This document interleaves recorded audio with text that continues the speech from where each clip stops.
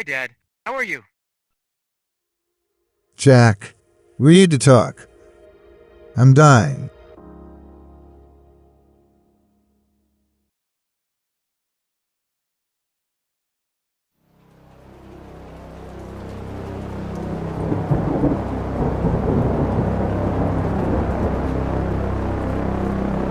It's been almost 2 years since Dad left us, and I miss him dearly.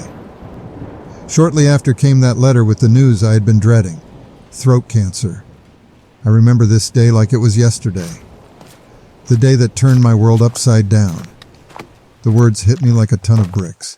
I first called my son Jack before informing the others, because he had transformed his life in such a way, I knew he would help me figure out what to do next. As I waited for him to arrive, my mind began racing with a million different thoughts and emotions about my life.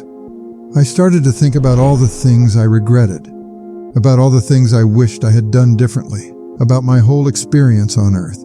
How could this be happening to me? I, Victor Venancio, known as the most successful fashion designer of his time, well, it no longer had any meaning to me now.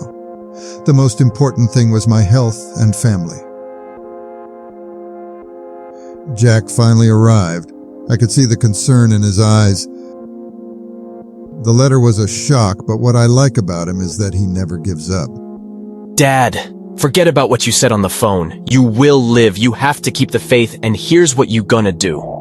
He recommended that I watch some videos by a man named Dr. Joe Dispenza, a doctor who he said had helped thousands of people with similar diagnoses. I was skeptical at first, but something in Jack's voice convinced me to look him up. I found Dr. Joe's teachings to be enlightening and inspiring. I watched his videos, read his books, and then decided to attend one of his 7 days events.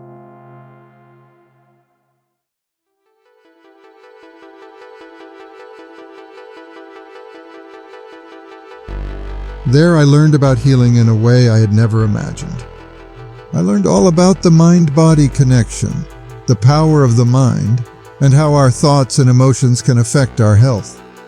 I started to understand that the cause of my cancer might be more than just physical, that it could be linked to something deeper within myself at the energy level, a blocked throat chakra.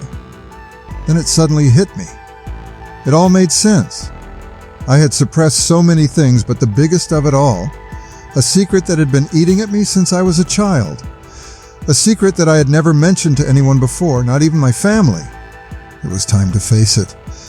After the event, I spoke briefly to Jack, and he recommended I work with his and Samantha's energy healer to release the pain and trauma that I had within. So I combined my healing sessions with Dr. Dispenza's teachings, and I began to heal myself more deeply than I ever thought possible. It came to the point where I finally felt ready to let my secret out. I had to get this off my chest. I hate fashion! I hate fashion! That's when memories of my childhood started flooding back. You see, I never told anyone this, but even though designing clothes had blessed me with money, fame, and success, it was never my dream. It was my father's dream for me.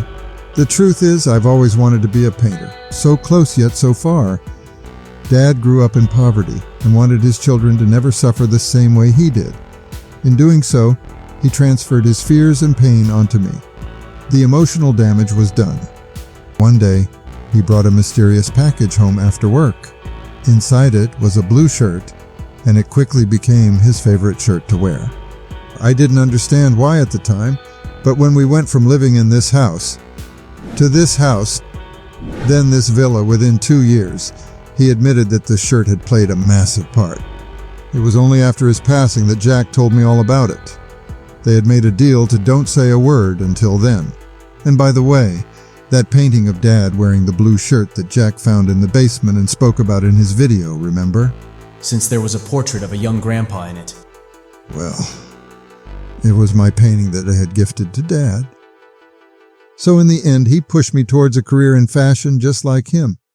I realized I'd done the same to my first son, Jack, and in the process, transferred my fears and pain onto him too.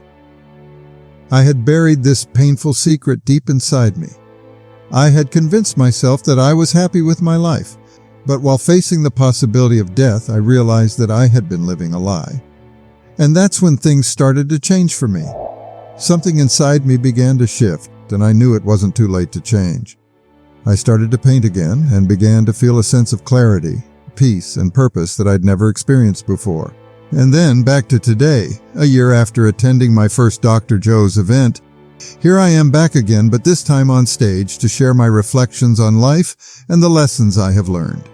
I learned the importance of embracing each moment and living in the present, rather than dwelling on the past or worrying about the future.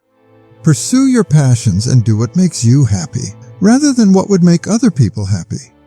I had spent most of my life doing what I thought was expected of me, rather than following my heart, and it wasn't until my cancer diagnosis that I realized how much time I had wasted on things that didn't truly matter to me. Instead of solely pursuing wealth and fame, focus on setting meaningful goals, nurturing personal relationships, and engaging in activities that align with your values and passions. By cultivating a balanced life, you are more likely to find lasting happiness and success. Cherish your relationships with your loved ones. Life is short, and we never know how much time we have left with those we care about. I regretted not spending more time with my family over the years, and I wished I had made more of an effort to stay in touch with my true friends. It's never too late to reach out and reconnect with people who are truly important to you. Finally, today I'm happy to be here and share that I am cancer-free. The mind-body connection is real, and I witnessed firsthand the effects of negative thoughts and emotions on my physical health. And while my cancer journey has been a difficult one, it has also been a transformative experience. And I hope that my story will inspire others to live their lives to the fullest, with purpose, passion, and fulfillment as I do now. Thank you.